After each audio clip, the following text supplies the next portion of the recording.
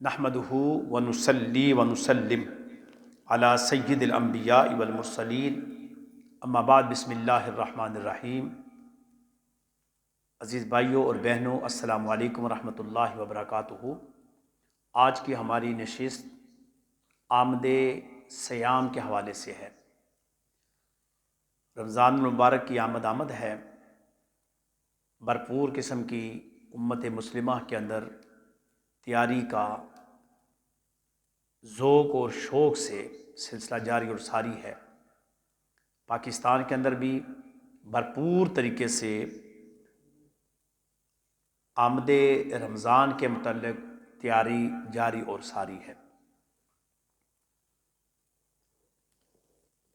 ہم آقا علیہ الصلاۃ والسلام کی ایک طویل حدیث جس کو بخاری اور مسلم نے کوٹ کیا ہے، حضرت سلیمان فارسی رضی اللہ تعالیٰ عنہ سے روایت ہے۔ میں چاہوں گا کہ وہ پوری حدیث آپ کو من عن پڑھ کر سنائی جائے تاکہ آپ سمجھ لیں کہ استقبال رمضان کا تذکرہ خود میرے آقا علیہ الصلاۃ والسلام نے کیا ہے۔ یعنی رمضان کی آمد سے پہلے، رمضان کی تیاری سے پہلے، رمضان کی آمد سے پہلے رمضان کے لیے تیار ہونے کا طریقہ بتا دیا ہے۔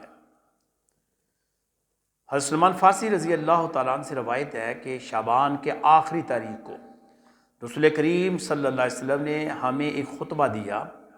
اس میں آپ صلی اللہ علیہ وسلم فرمایا، اے لوگو، تم پر ایک عظمت اور برکت والا مہینہ آ رہا ہے۔ اس مبارک مہینے میں ایک رات ایسی ہے جو کہ 1000 مہینوں سے افضل ہے۔ اس مہینے کے روزے اللہ تعالیٰ نے تم پر فرض کر دیے ہیں۔ اس کی راتوں میں اللہ کی بارگاہ میں کھڑا ہونا یعنی نماز تراویح پڑھنا کو نفل عبادت قرار دیا ہے، جس کا اجر بہت بڑا ہے۔ جو شخص اس مہینے میں اللہ کی رضا اور اس کا قرب حاصل کرنے کے لیے کوئی غیر فرض عبادت، یعنی اگر وہ سنت پڑھتا ہے، نوافل پڑھتا ہے، تو اس کو دوسرے زمانے کے یعنی دوسرے مہینوں کے دنوں کے فرضوں کے برابر ثواب ملتا ہے، اور اس مہینے میں فرض ادا کرنے کا ثواب دوسرے دنوں کے فرضوں کے 70 فرضوں کے برابر ثواب ملتا ہے۔ یہ صبر کا مہینہ ہے اور صبر کا بدلہ جنت ہے۔ یہ ہمدردی اور غمخواری کا مہینہ ہے، اور یہی وہ مہینہ ہے جس میں مومن بندہ اللہ اس کے رزق میں اضافہ کر دیتا ہے۔ جس نے اس مہینے میں کسی روزے دار کو اللہ کی خوشنودی کے لیے افطار کروایا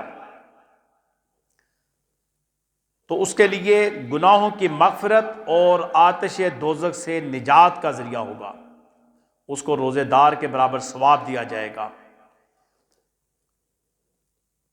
کسی نے کہا کہ یا رسول اللہ صلی اللہ علیہ وسلم، اگر کوئی غریب ہو اور وہ اتنا زیادہ نہ کر سکے تو آپ نے فرمایا، اگرچہ وہ ایک گھونٹ پانی سے افطار کروا دے یا ایک کھجور سے افطار کروا دے، تب بھی اس کو اتنا ہی اجر ملے گا جتنا ایک روزے دار کو روزہ رکھنے سے اجر ملتا ہے۔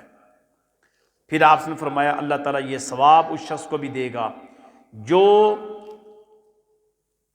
بھرپور قسم کا دسترخوان لگاتا ہے اور کسی کی افطاری اور کسی کی سحری کرواتا ہے، اس کو بھی اجر عظیم سے نوازتا ہے۔ پھر اللہ رب العزت اس بندے کو کل قیامت والے دن میرے حوض سے ایسا سیراب کرے گا جس کے بعد اس کو کبھی پیاس نہیں لگے گی۔ اور اس مبارک مہینے کا ابتدائی حصہ رحمت ہے، درمیانی حصہ مغفرت ہے، اور آخری حصہ دوزخ سے نجات کا ہے۔ یعنی یہ ایک وسیع خطبہ ہے جو آپ صلی اللہ علیہ وسلم نے رمضان کی آمد سے پہلے اپنی امت کو دیا تھا۔ اس کا مطلب یہ ہوا کہ استقبال رمضان کرنا، آمد رمضان پر لوگوں کو تیار کرنا، یہ بھی سنت رسول ہے صلی اللہ علیہ وسلم۔ تو یہ یاد رکھیے کہ جب رمضان مبارک آ رہا ہے تو جس طرح ایک مہمان کے لیے آپ گھروں میں تیاری کرتے ہیں، خوب تیاری کرتے ہیں، گھروں کی صفائی بھی کرتے ہیں، دسترخوان اس کی شیان شان کے مطابق سجانے کی کوشش کرتے ہیں، گھروں کے بہت ساری چیزیں ہماری مائیں بہنیں بیٹیاں جو ہیں وہ صفائی کرتی ہیں، اہتمام کرتی ہیں۔ اسی طرح یہ 365 دنوں میں سے 29 یا 30 دنوں کا مہمان آپ کے گھر میں آ رہا ہے، لیکن یہ مہمان وہ ہے جو آپ کے لیے بہت سارے تحفے بھی لے کر آ رہا ہے۔ یہ مہمان وہ نہیں ہے جو آپ کے گھر کھانا کھا کے چلا جائے گا، یہ مہمان تحائف کے ساتھ آ رہا ہے، اللہ کے انعام کو لے کر آ رہا ہے، رسول کریم صلی اللہ علیہ وسلم کی بشارتیں لے کر آ رہا ہے، اور یہ تحفے آپ کے دامن میں ڈال کر پھر چلا جاتا ہے۔ اس کی سمجھ، اس کی قدر اس وقت آئے گی جب یا تو ہم قبر میں جائیں گے یا محشر کے میدان میں اکٹھے ہوں گے، تب سمجھ آئے گی۔ اور یہ یاد رکھیں کہ یہ دنیا دار العمل ہے، دار الجزا یا سزا وہ اخروی زمانہ ہے۔ جو کچھ اس زمانے میں کرو گے اس کی جزا ہے یا سزا ہے، وہ اگلے زمانے میں آپ کو ملے گی۔ اس لیے اس دار العمل کو ضائع نہ کیجیے گا۔ اور آج کل تو رمضان کے روزے ضائع کرنے والے تو ہے ہی نہیں ہے۔ ہم لوگوں نے وہ جو روزے جون جولائی اگست کے رکھے ہوئے ہیں وہ تو بڑے سخت روزے ہوتے تھے۔ اب یہ مارچ کے روزے، پھر فروری کے، پھر جنوری کے، ابھی تو نوجوانوں کے لیے تو بڑی خوبصورت سہولت ہے۔ اس میں نہ آپ کو زیادہ پیاس لگے گی، نہ زیادہ بھوک لگے گی، اور نہ ہی آپ کو گرمی کی شدت سے آپ ڈسٹرب ہوں گے، تنگ ہوں گے۔ تو بھرپور طریقے سے آپ نے صرف کاہلی اور سستی کو اپنی زندگی سے نکالنا ہے۔ اچھے طریقے سے آپ سحور سحری کریں، اچھے طریقے سے افطاری کریں، نمازیں آپ مسجد میں جا کر ادا کریں، رات کو تراویح کے اندر بھی آپ شامل ہوں، گھروں میں پڑھیں، مسجد میں پڑھیں۔ بہر کیف آپ نے رمضان المبارک کے ساتھ ساتھ آپ نے عبادات کو بھی ٹائم دینا ہے۔ جو کوتاہی باقی ایام میں کرتے رہے ہیں وہ کوتاہی اب نہیں کرنی۔ پھر اس کے ساتھ آپ کو اگر خدا موقع دے تو قرآن کی تلاوت کیجیے گا، ضرور قرآن کی تلاوت کریں، بلکہ کوشش کریں کہ قرآن ود ترجمہ اور تشریح پڑھنے کی کوشش کریں۔ کوئی ایک تفسیر لے لیں، ہماری بھی تفسیر ہے، تفسیر فیضان القرآن، جن کے پاس ہے وہ ضرور اس کا مطالعہ کریں اور ترجمے کے ساتھ تشریح کے ساتھ پڑھیں، بلکہ گھروں میں اپنے بچوں کو سنائیں، اپنی بچیوں کو سنائیں، اپنی بہو بیٹیوں کو سنائیں، ان کو اس طرف راغب کریں کہ چلو بھی ہم تھوڑی دیر آدھا گھنٹہ یا پونا گھنٹہ ہم افطاری کے وقت یا سحری کے وقت تھوڑا سا قرآن کی تلاوت کر لیں اور قرآن کو سمجھ لیں۔ اور جہاں قریب قریب آپ کے مجالس سے میلاد رسول صلی اللہ علیہ وسلم ہو رہی ہیں یا درس قرآن ہو رہے ہیں، درس حدیث ہو رہے ہیں، وہاں بھی شمولیت اختیار کرنے کی کوشش کریں تاکہ کچھ سیکھنے کا آپ کو موقع مل جائے۔ تو مختصر بات یہی ہے کہ رمضان المبارک کی تیاری کے لیے اپنی تیاری شروع کر دیں۔ یہ مہینہ بڑا بابرکت مہینہ ہے۔ اس مہینے میں اللہ تعالیٰ اہل ایمان کے رزق میں اضافہ کرتا ہے۔